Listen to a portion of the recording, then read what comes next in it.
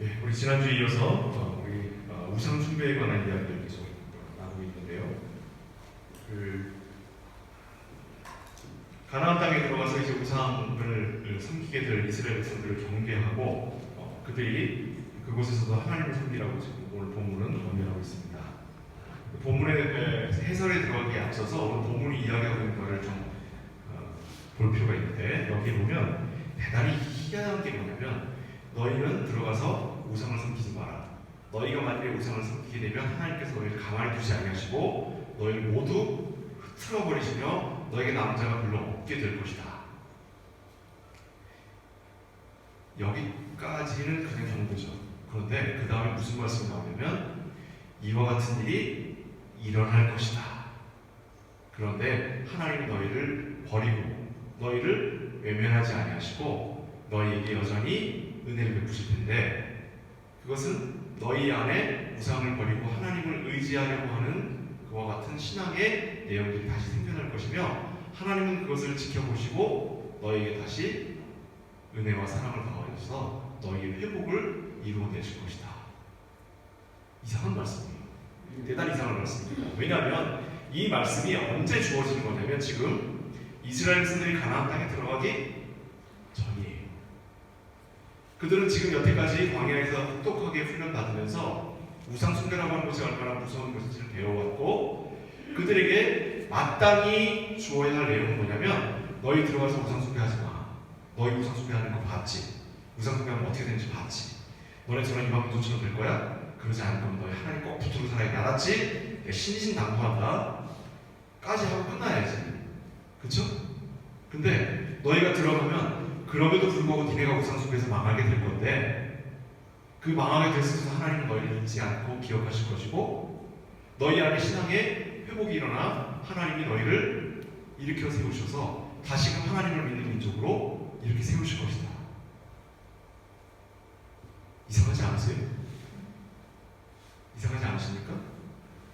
우리 하나님께서 우리에게 대한 계획이 어디까지 이루어져 있냐면, 우리가 죄에 대하여 그 근처 가기도 전까진 하나님은 이미 우리의 죄와 우리의 회복과 우리의 구원과 우리의 영원한 생명을 하나님은 이미 예언하고 계셔요. 그것을 선지자들에게, 그것을 사도들에게, 그것을 말씀을 통해 우리에게, 우리가 잊을까봐 목사라고 하는 사람들과 말씀을 연구하는 사람들을 통해서 끊임없이 그것을 우리에게 가르치고 있습니다. 우리는 자꾸 죄질까봐 부들부들 떨고 있고, 죄진 다음에도 하나님께서 들킬까봐 부들부들 떨고 있고, 걸려서 혼날까봐 부들부들 떨고 있고, 그러고 살고 있는데, 하나님은 이미 어디까지 보고 계신다고요? 우리는 모두가 다 이와 같은 죄 가운데로 가게 될 걸 보고 계시다. 그러니까 이 말씀을 볼 때에 우상을 섬기지 마라로 끝나면 우리는 하나님의 말씀에 시작도 못하는 거예요. 그 이해의 시작도 못하는 겁니다. 우상을 섬기지 말라는 말씀을 우리에게 주셨을 때에는 이미 우리가 어떤 자들이다? 우리가 어떤 자들이다? 우상을 사랑하는 자들이다. 우리는 그 우상 앞에 무기력한 자들이다 라고 하는 걸 전제하는 거예요. 심지어 우리는 우상으로 누굴 만들어요? 누굴 우상으로 만들어요? 하나님조차도 우상으로 만드는 자들이에요. 놀라운 능력이 있습니다. 하나님이 너는 나 이외에 다른 신을 섬기지 말라니까 오케이 해놓고, 그 나 이외에 다른 신을 섬기지 말라는 말씀을 하신 그 하나님을 우상으로 만들어요. 그와 같은 내용들에 대하여 오늘 말씀이 뭐라고 얘기하는지 우리 좀 더 자세하게 들어가 보도록 하겠습니다. 자, 출애굽한 백성들이 다 광야에서 죽었죠. 그리고 이제 가나안 땅으로 들어가기에 앞서서 지금 모세의 설교를 듣고 있는, 이 신명기의 말씀을 듣고 있는 이스라엘 백성들은 가나안 땅을 향해 나오고 난 이후에 태어났다거나 혹은 출애굽을 했다 하더라도 그때 일을 기억하지 못하는 다음 세대 사람들이에요. 그러면 출애굽한 사람 중에서 가나안 땅에 들어간 사람이 몇 명이 남아있죠? 우리가 알다시피 여호수아와 갈렙 이외에 60만 3,550명이 다 죽었어요. 광야에서. 그럼 그 사람들은 가나안 땅에 다 못 들어가고 저주와 다 벌받아서 광야에서 죽임당한 사람들입니까? 네. 그렇게 이해하시면 성경의 겉모양밖에 못 보시는 거예요. 가나안 땅을 들어간 사람 수가 몇 명? 60만 1720명 혹은 30명 이렇게 얘기하는데 그 수는 지금 뭔가 다르게 느껴지긴 하겠지만 이 수가 30명 이상 된 남자의 수가 아닌 거예요. 그러니까 오늘 생각과 내일 생각이 다를 수 있겠죠? 그렇죠? 아마 오늘 생각 때문에 60만 1720명 혹은 30명이고 내일 셌으면 3550명이었을 수도 있어요. 그러니까 그 수는 아주 미세한 수라 이렇게 수가 비슷한 건 뭐냐면 출애굽한 백성들이 고스란히 가나안 땅에 들어갔다는 걸 보여주는 상징이 상징. 그러면 분명히 출애굽한 사람은 다 죽었는데 무슨 얘기냐 할 때에 하나님은 여기서 두 가지를 말씀하시는 거예요. 하나는 그 출애굽한 개인 한 사람 한 사람에 대하여 그 사람들이 하나님을 하나님으로 여기지 않았을 때에 그들에게 어떠한 혹독함이 그들에게 있는가에 대한 경고를 주심과 동시에 이스라엘 백성을 하나의 단수로 여기십니다. 단수. 한 사람으로 여기십니다. 한 사람의 인생. 한 사람으로. 이스라엘아, 너 이스라엘아. 단수로 부르셔요. 뭐냐면 이 많은 사람을 하나로 모셔서 출애굽한 이스라엘을 어떻게 하셔요? 가나안 땅에 데리고 들어가시는 거예요. 그러니까 하나님의 구원 경륜선. 지난번에 얘기한 것처럼 하나님의 구원 경륜선적 관점. 그래서 볼 때에는 하나님은 출애굽한 백성을 그가 선택하신 백성을 조금도 상함이 없이 그대로 하나님 나라에 데리고 가신다는 것을 보여주고 계셔요. 그 가운데에 모세도 가나안 땅에 들어가지 못했고 출애굽한 백성들도 가나안 땅에 들어가지 못했는데 그건 어떻게 됩니까? 그것은 그 속에 들어가서의 그들 개인과의 하나님의 개인적 메시지를 주고받으시는 것이지 하나님의 구원 약속은 변기함이 없으시다는 걸 여기서 보여주고 있는 겁니다. 이게 오늘 말씀 들어가는 데 있어서 배경 설명이에요. 이거 분명히 하셔야 됩니다. 분명히 하셔야 돼요. 자, 그래서 하나님께서 이스라엘 땅으로 데리고 들어가실 때 하나님 뭐라고 말씀하시는가? 우리 26절 한번 볼게요. 4장 26절. 내가 오늘 첫째를 불러 증거를 삼으니 너희가 요단을 건너가서 얻는 땅에서 속히 망할 것이라. 에이? 뭔 말이에요 이게? 너희가 거기서 너희의 날이 길지 못하고 전멸될 것이니라. 에이? 지금 은혜의 땅에 들어가는 거 아니에요? 구원의 땅에 들어가는 거 아니에요? 근데 이게 무슨 말씀입니까 이거? 네. 이상하죠? 그러면 그 땅이라는 게 과연 뭐냐는 겁니다. 오늘 이야기하는 것은 그 땅이라는 게 뭐예요? 여태까지 그 땅, 약속된 땅, 이건 하나님의 나라라고 이야기했었고 이건 구원의 약속이라고 이야기했었습니다. 그렇죠? 근데 그 땅에 들어갔는데 전멸하고 그 땅에 들어갔는데 멸망할 거예요. 도대체 땅이 뭐길래? 땅이 뭐길래?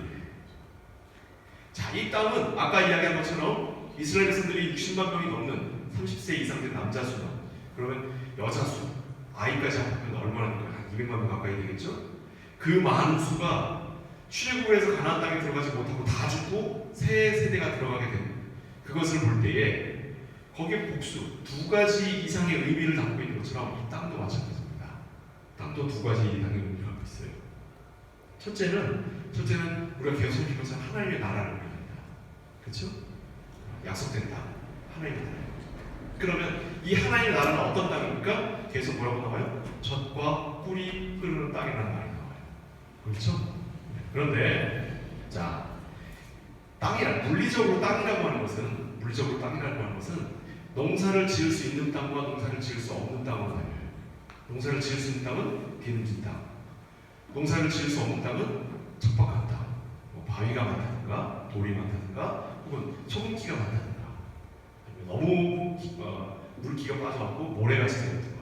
제가 다리가 좀 같아서 깜짝 놀라셨을 텐데 제가 이 농사를 지을 수 없는 모래 언덕을 밟아갖고 미끄러지면서 이렇게 되버렸어요. 이건 아무 쓸모가 없는 땅이에요. 그렇죠? 농사 지을 수도 없고 사람 다치기만 하고 그런 땅입니다. 이렇게 물리적으로는 이렇게만 나눠지지 젖과 꿀이 흐르는 땅과 저주받은 땅으로 나눠질 수가 없어요. 우리 사람들이 이 땅 저주받아서 농사 지어도 다 농사 망해요. 그 사람들이 하는 말이지. 진짜 그런 게 어딨습니까? 저주받은 땅에는 무슨 거기 이상한 벌레가 살아서 심한 뿌리 씨를 다 갉아먹고 그래요? 그런 건 아니죠. 그럼 젖과 꿀이 흐르는 땅이라고 하는 것은 뭘 의미하는 거냐?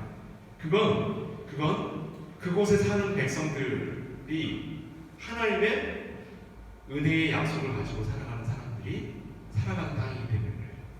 그러니까 물리적인 차이가 있는 땅이 아니에요. 이건 영적인 차이가 있는 겁니다. 하나님께서 가나안 땅이라고 하는 땅을 정해주시고 그곳에 가서 너희가 살아라 라고 했을 때 그 땅이 하나님의 나라가 되는 거지, 하나님께서 만일에 지금의 우리가 알고 있는 지금 오늘날의 이스라엘 책자고 그 땅이 아니라 만일에 하나님이 다른 곳을 약속의 땅이라고 한다면 그곳이 약속의 땅이 되는 거예요. 이건 마치 뭐와 똑같으냐면 하나님께서 아담과 하와를 처음에 에덴 동산에 살게 하셨잖아요. 그곳에 동산 중앙에 나무 두 그루를 두시고 그 두 그루의 실과를 못 먹게 하셨어요. 하나는 뭐 선악을 알게 하는 나무, 하나는 뭐 생명나무. 이 두 나무의 실과를 따먹지 못하게 하셨습니다. 그런데 하와가 그 나무의 실과를 따먹었어요. 그 순간 변화가 일어납니까? 그 순간 변화가 일어나요? 그 순간 하와가 선과 악을 구별해요? 몰라요? 그 나무의 실과를 가져다가 자기 남편인 아담에게로 가져가서, 그리고 아담에게 가고 이 나무 실과 먹었더니 나 안 죽대? 하고 아담이 그걸 먹어요. 아담이 먹고 난 이후에서야 자기가 벗은 걸 알았다고 그래요. 자, 다시 묻습니다. 그 나무의 열매가 어떤 효력을 갖고 있는 거예요? 아니면 상징적인 의미를 갖고 있는 거예요? 아니, 목사님, 음식을 먹으면요, 그게 들어가서 위에서 소화가 돼가지고 그게 영양분으로 퍼져나가서 이 피, 여기까지 다 가고 뇌까지 올라가는데 최소한 30시간 걸릴 거예요. 그 정도 시간은 이해해줘야지. 그래요? 성경이 그걸 어떻게 들어봤습니까? 네. 성경에서 우리에게 무언가를 이야기했을 때에는요, 그게 어떤 효과를 가지고 있고 어떤 능력을 갖고 있기 때문이 아니에요. 하나님이 그리 하셨기 때문에, 하나님이 그리 정하셨기 때문에 우리가 그것을 범할 경우에 일어나는 일들과 그걸 순종했을 때에 일어나는 일로 정해지는 것이지, 어떠한 것이 우리에게 주어졌을 때 그것이 물리적인 능력을 발휘할 게 아니라. 이해하셨습니까? 네. 하나님께서 이스라엘 백성들을 가나안 땅으로 데려가셨다라고 할 때 그 땅이 찰지고 기름진 땅이라고 생각해서 갔더니 속았잖아요. 오늘날 이스라엘 어떤 땅이에요? 그 사람이 그 농사 짓고 살 수 있는 땅이에요? 하나님이 상신 거잖아, 이스라엘 백성들한테. 그 척박한 땅에다 데려다 놓고서 이게 기름진 땅이야 했더니 이스라엘 백성들이 네 하면서 거기다가 그런 거예요? 아니라고. 아니에요. 그 조그만 땅에는 몰라요. 제가 실제로 가보진 않았기 때문에 함부로 얘기할 수는 없으나 하루에 막 겨울과 여름과 막 비 오고 뭐 메마르고 막 이런 아주 혹독한 기후가 그곳에 모여있는 땅입니다. 제가 잘 몰라요. 그래서 도무지 사람이나 동물이 살 수가 없대요. 사막이나 다른 거 없고 그런 곳에 이스라엘 백성들이 약속의 땅이라고 거기 붙들어서 살고 있는 거라고 그래요. 어때요? 그렇습니까? 그거 더 좋은 땅 많지 않아요? 더 좋은 땅 많잖아요. 유럽도만 해도 훨씬 땅이 좋잖아요. 미국에 가도 많고 훨씬 많은데 왜 하필이면 그 땅이냐고. 왜 하필이면 그 땅이 기름져서예요? 아니면 이스라엘 백성들 한번 엿먹어봐라고 하나님이 골리신 거예요? 아니에요. 하나님이 그곳을 그렇게 부르신 거예요. 약속의 땅. 우리가 신앙을 할 때에 하나님이 우리에게 만사형통하게 하신다고. 너무 높아. 다리가 적은 좀 낮출게요. 제가 거인인 줄 알아요. 우리 교인들은. 제가 뭐 하면 막 마이크 여기다 갖다 놓고 의자 멀고 돌고 그래요. 네, 감사합니다. 네. 자, 어떻습니까? 우리가 신앙생활 할 때에 자꾸 어떤 영적인 가치를 자꾸 부여하는 습관이 있어요. 이렇게 하면 하나님이 좋아하신다. 이렇게 하면 하나님 싫어하신다. 근데 정작 하나님은 그렇게 하지 않으셨다고요. 하나님은 우리에게 일상이라고 하는 것으로 우리에게 말씀하고 계셔요. 하나님이 어떠한 분이신지를 우리에게 어떻게 말씀하셨냐면 처음에 남편이라고 하게 하시고 그리고 아버지라고 부르게 하셔요. 왜 남편이라고 부르고 왜 아버지라고 부르게 하셔요? 아버지라고 하는, 우리가 가지고 있는 아버지라고 하는 분에 대한 그 상, 그것으로 하나님 우리에게 오시는 거고, 우리가 남편이라고 여기는 그 상, 그 상으로 우리에게 오시는 거예요. 그러면 우리가 살다가 나는 좋은 아버지, 좋은 남편 만난 적이 없는 정말 박복한 년입니다. 이런 분들 있죠. 그런 분들에게 하나님은 어떤 분이에요? 복을 주시는 분이에요? 맨날 두드려 패고 맨날 소리 지르고 돈을 한 푼도 안 갖다 주면서 돈 벌어오라고 하는 그런 하나님 그런 분들도 계실 거 아니에요. 하나님이 우리에게 보편적인 상으로 우리에게 주셨으나 그 보편적인 상이라고 하는 건 우리에게 있어서 신비롭고 우리에게 영적이며 신명한 가치를 부여하라고 주신 게 아니라 하나님이 그만큼 우리의 삶에 깊숙이 들어오셔서 우리에게 참으로 아버지와 같은 따뜻한 손길로 남편과 같은 누구보다도 나를 더 잘 알고 누구보다도 나와 함께 교류하는 그렇게 여기는 거예요. 제가 이거 선교대회 갔다가 다리 다쳤는데 제 룸메이트가 우리 저 필립이 그 어린 시절 모셨던 담임교사님 박계영 선교사님이라고 그 선교사님이 제 룸메이트라고 이분이 진짜 고생하면서 막 이거 보시면 제 목발도 사오고 막 약 저 배에다 놓는 주사기도 사오고 병원도 막 저랑 같이 택시 타고 가서 너무너무 고생하셨어요. 근데 집에 딱 왔거든요. 뭐 고생해서 제가 집에 왔는데 저희 아내는 박계영 선교사님 하시는 일에 10분의 1도 안 해. 그냥 어떻게 하고 주사한다고 막 옆방 도망가 있고 그래요. 근데 아내랑 있는 것이 다르네요. 희한하죠. 그 박경 선생님은 정말 수족이 돼서 다 도와줬는데 그분과 함께 있는 것보다 아내랑 있는 더 편해. 왜 그래요? 왜 그래요? 하나님이 우리가 하신 거예요. 우리가 하나님을 대할 때 그와 같은 방식으로 대해야 된다고. 우리가 하나님을 대할 때. 땅도 마찬가지입니다. 하나님께서 우리 주신 땅이라고 하는 거 그 땅이 정말 좋은 땅이라서 우리에게 특별한 의미가 있는 게 아니라 그 땅을 누가 주신 거라? 하나님이 주신 거라. 하나님이 약속하신 거라. 우리에게 특별한 거예요. 우리가 하나님을 믿고 하나님을 신앙한다라고 할 때에 우리에게 평탄한 인생을 주시고 우리에게 좋은 것만 채워주시기 때문에 하나님 좋은 분이 아니라 그 하나님이 내 아버지가 되시고 그 하나님이 나의 기댈 바가 되시며 나에게 영원한 생명을 약속하신 분이시기 때문에 그가 내게 주신 이 인생이라고 하는 것이 달고 단 거예요. 기름지고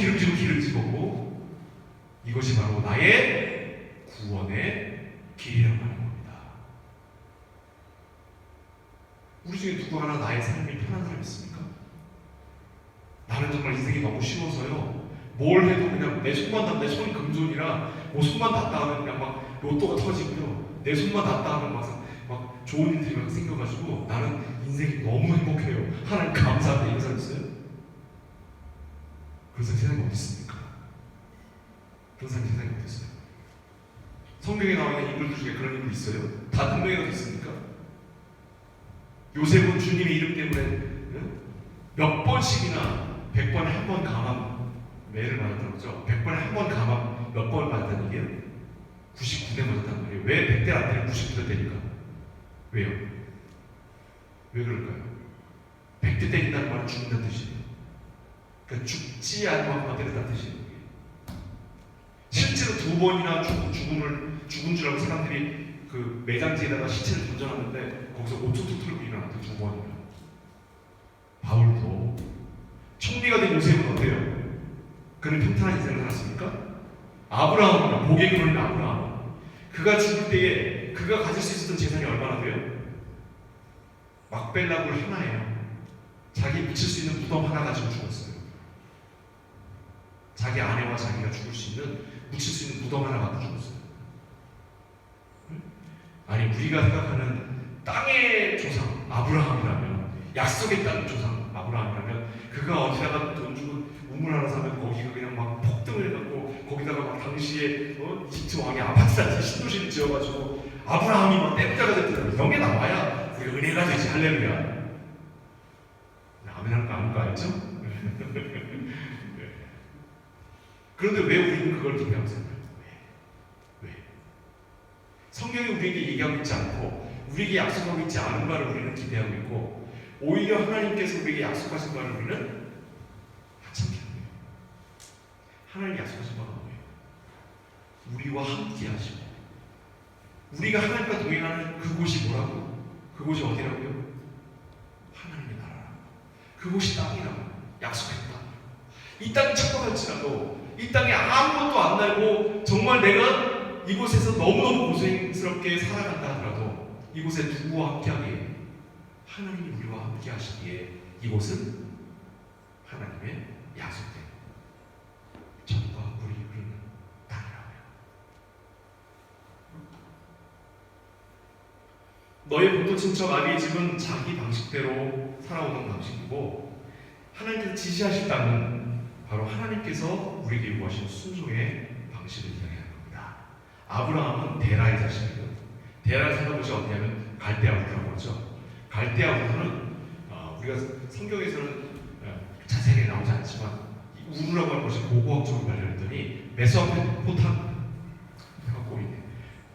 메소포타미아 들어봤죠? 한번은 메소포타미아 문명의 발상지예요. 그러니까 이곳 출신이라고 하는 건 당시 세계에서 최고로 잘 사는 사람들 중에 하나인 거예요. 아버지 데라. 근데 그 보통 친척 아비 집을 떠나 내가 네게 지시했다고 가라 했더니 그곳에 뭐가 있어요? 틈만 나면 와서 재산을 뺏어가는 악당들이 있고, 응? 와가지고 부인 뺏어가려고 그러니까 부인을 속여야 되고 자기 동생을 속여야 되고 부잣집 도련들이 와가지고 살아가기에 이건 너무너무 힘든 거예요. 그곳에서 아브라함은 살아가는 거예요. 자식도 없이. 그러면서 자식을 하나 주시더니 주시자마자 다시 내놓으래요. 야, 아브라함만큼 망한 인간이 어디 있습니까? 욥은 하나님이 회복이라도 시켜줬어요.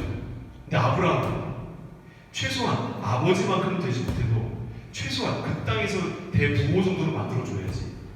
그 아들이 이삭도 그 지역 사는 사람들의 눈치 보며 살아가잖아요. 아브라함 언제까지 살았는지 아세요? 나이수를 계산해보면 자기 증손주인 요셉이 다른 증손주들한테 두들겨 맞아가지고 팔려 나간 것까지 그때까지 살았어요. 나이수를 계산해보면 이스라엘 백성들이 애국으로 들어가기 몇 해 전까지 살았어요. 야곱의 자손들이. 아브라함이 뭔 죄가 있습니까? 그의 말년은 그러면 자기 풍요로운 것들 때문에 배 따시고 등 따시고 배 두들기며 살았어요? 무슨 표현 잊어버렸어요 제가? 아브라함 그래요? 아니에요. 자기 자식이 눈치 보며 우물 뺏기다가 고작 공부를 하러 가지고 살아가는 거 보고 자기 손주들이 서로 죽이고 못 살아서 에서와 야곱이 하나가 도망가고 그런 꼴을 보고 살아야 되고, 자기 증손주가 다른 증손주들한테 미움을 사하고 쫓겨나는 것을 보며 그렇게 자기 말년을 보는 거예요. 어떻습니까? 우리 인생은 좀 그보다 나아야겠죠.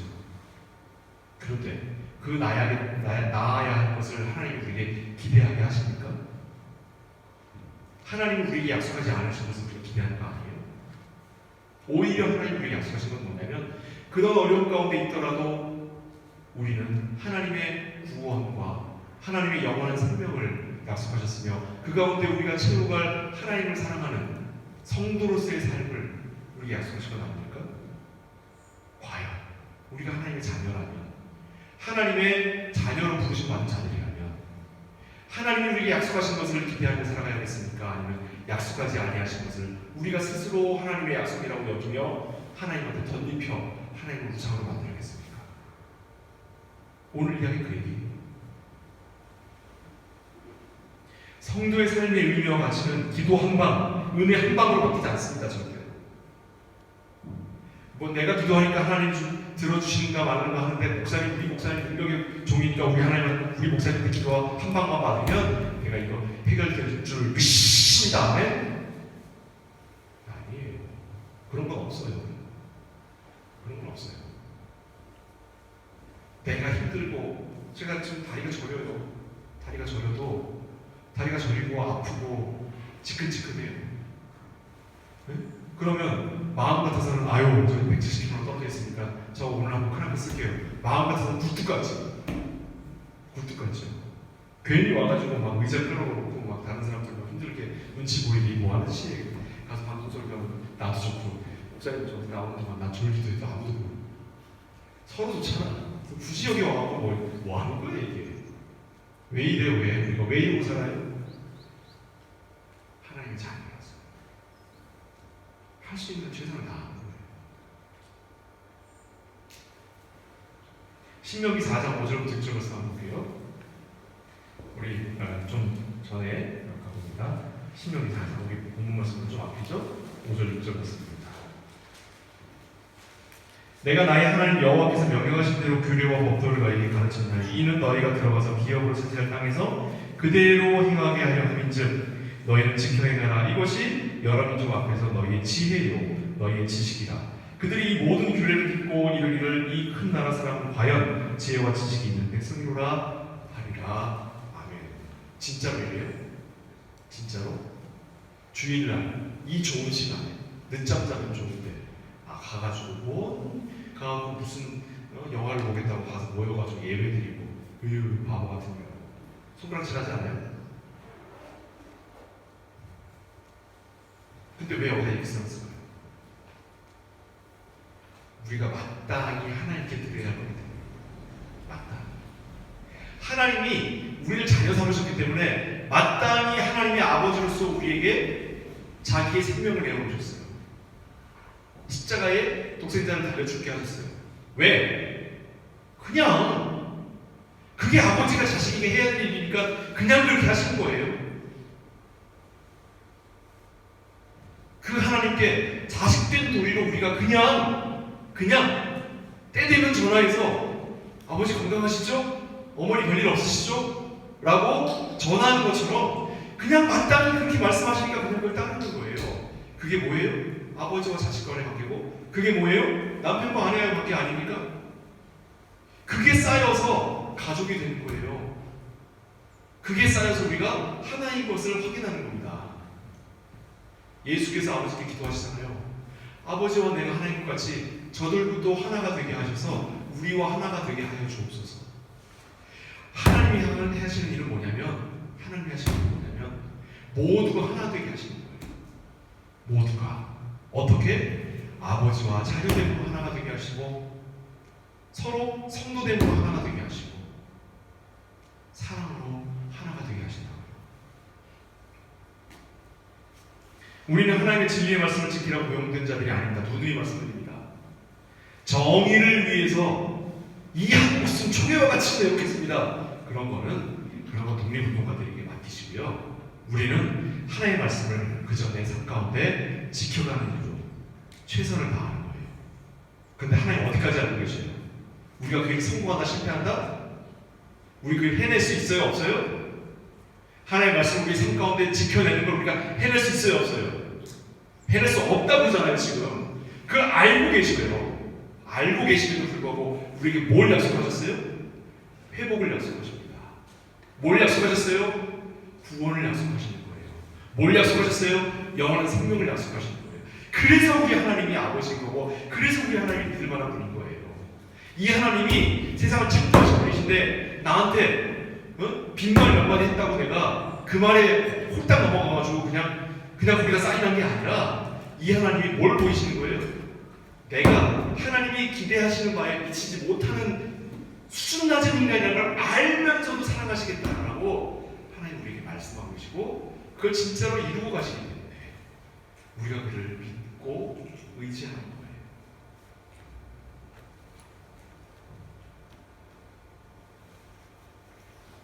우리가 그래서 이 말씀을 살아내려고 아둥바둥하면서 살아가는 겁니다. 왜요? 그냥 하나님 그렇게 말씀하셨으니까. 저랑 같이 신앙생활 하시는 이 말씀은 안 외우고는 못 배우실 겁니다. 레위기 26장 12절 말씀. 뭐 찾든지 안 찾든지 여러분 머릿속에 외워버리셔야죠. 위례 한국교회에 출석하신 이상 이 말씀은 외우지 않고는 못 나가십니다. 레위기 26장 12절 말씀 함께 읽겠습니다. 구약성경 188면이에요.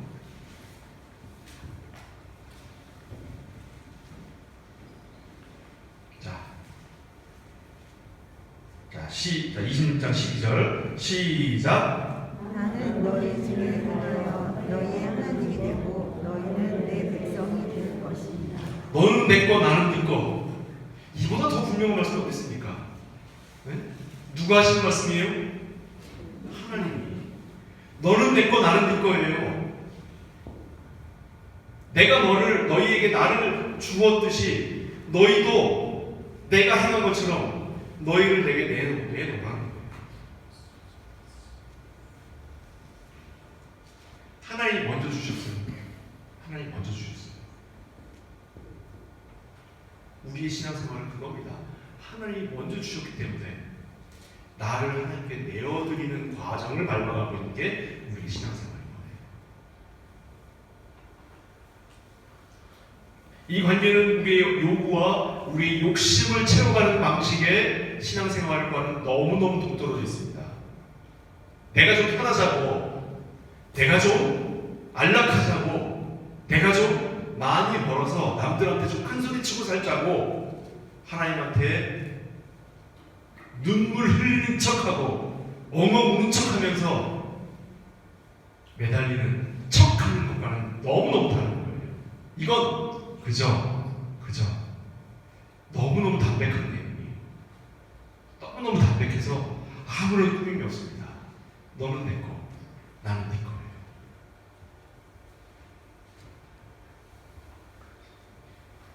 우리는 인간이기 때문에 마음이 식어요. 연애할 때 이 여자, 내 여자 삼아야지 하고 우리가 100번도 더 날렸죠? 넌 내 거, 난 네 거야. 100번도 더 날렸죠? 근데 어때요? 오늘 한번 아내랑 남편을 쳐다봐요. 그 나오는 그 말이 쑥스럽지? 너무너무 쑥스럽지? 벌써 어색해진 거예요. 벌써 몇 년 지났다고. 근데 우리 하나님은 영원토록 이 말씀을 우리에게 하시는 거예요. 에베소 3장으로 갑니다. 마지막으로 볼게요. 에베소 신약성경 볼게요. 에베소 3장 말씀.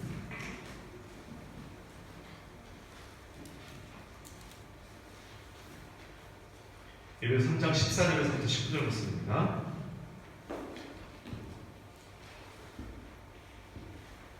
신약성경 312면 에베소서 3장 14절에서부터 19절까지 말씀 제가 읽겠습니다. 이러므로 내가 하늘과 땅에 있는 각 족속에게 이름을 주신 아버지 앞에 무릎을 꿇고 비노니 그의 영광의 풍성함을 따라 그의 생명으로 말미암아 너희 속사람을 능력으로 강건하게 하시오며 5마디 동수만 따라오세요.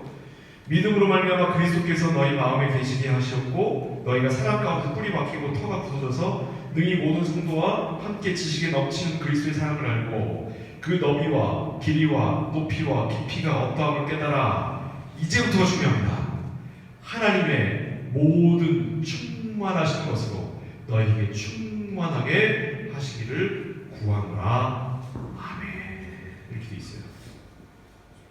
하나님은 만물을 충만케 하시는 자의 충만이라고. 하나님을 성경이 이 에베소서 뭐라고 하냐면 만물을 충만케 하시는 분이라고 해요. 만물을 충만케 하시는 분. 그 만물을 충만케 하시는 분의 충만이 뭐라고? 우리를 충만하게 하시는 거예요. 이게 지금 에베소서의 표현이에요. 구약의 표현은 하나님은 내 거, 나는 하나님 거라는 것으로 구약의 표현이고, 신약의 표현은 뭐냐면 만물을 충만케 하시는 분이 충만함을 이루시는 것, 그것이 뭐다? 우리를 충만하게 하시는 거라고 하는 거예요. 뭐예요? 하나님이 전심으로 우리를 대하신다는 거예요. 우리를 그냥 이렇게 여러 개들 중에 아이고 좀 좋은 게 하나 이거 그래 너 잘 됐잖아 뿅 하는 게 아니라 나를 대하시고 나를 영원한 생명 가운데서 나를 붙들어 가신 일에 하나님 뭐 하신다고요? 자기 모든 걸 다 하신다. 만물을 충만케 하시는 분의 충만이 바로 우리를 충만케 하시는 거라고. 우리에게 영원한 생명 주시는 거라고. 우리를 구원하시는 거라고. 우리 하나님 자녀 삼으시는 거라고요.